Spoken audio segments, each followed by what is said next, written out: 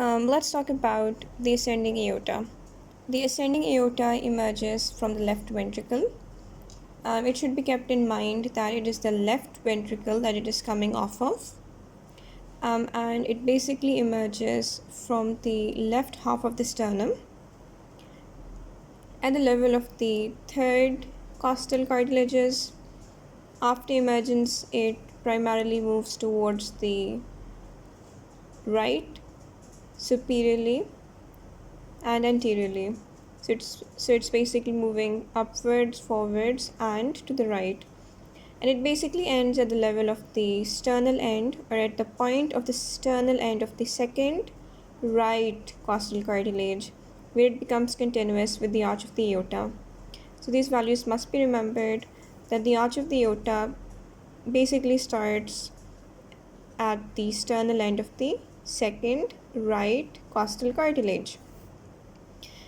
Anyways, at the root of the aorta, we have three important dilatations: an anterior, a posterior right, and a posterior left.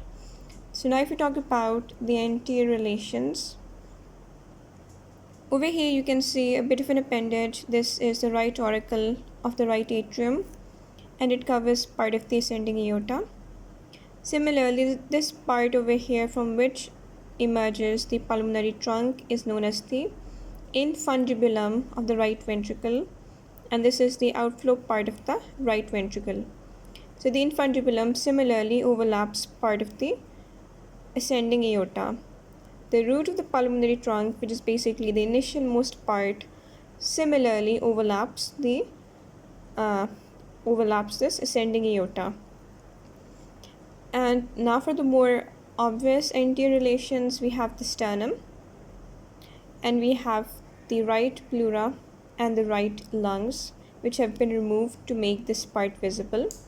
So why the right lung and the right pleura, even though it is emerging from the left ventricle? It's because the ascending aorta, after emerging behind the left half of the sternum at the level of the third costal cartilages, moves forwards, upwards,